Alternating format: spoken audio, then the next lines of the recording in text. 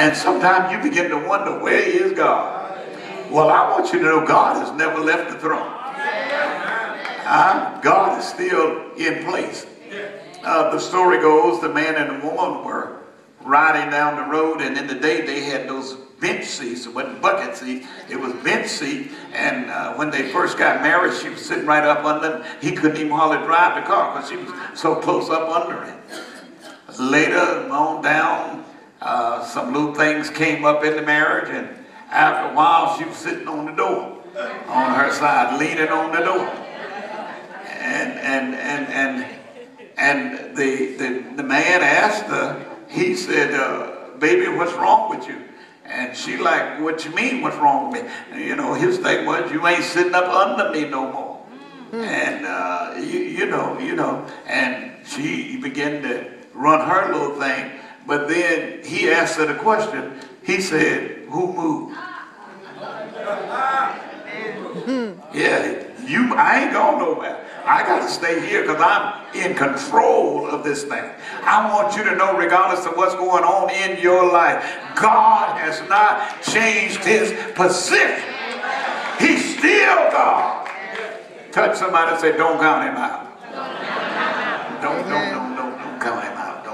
You can call the chiropractor, but don't count God out. You can call the lawyer, but don't count God out. Huh? Don't forget about God. Amen. Don't forget about God. So, in looking at this morning, I want to talk about three definites with God. Three definites. Three things that are definite with God. D-E-F-I-N-I-T, definite. That kind of definite.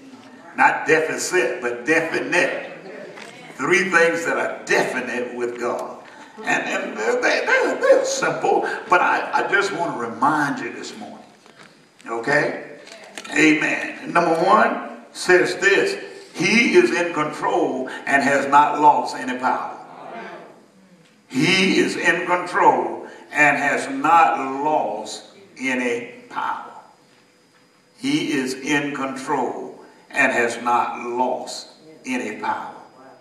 Amen. God is still in control. Listen, I know you're going through some things sometimes, but don't retreat on God.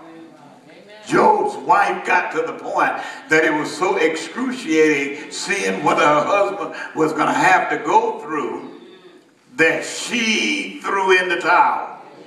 She said to Job, you ought to give up. You ought to curse your God and die. Because it looked like God ain't doing nothing for you. I want you to don't make the mistake that just because you catching hell, fire, and brimstone, that God is still not operating in your life. I don't care how ugly you look. I don't care how sick you are. I don't care how bad it is.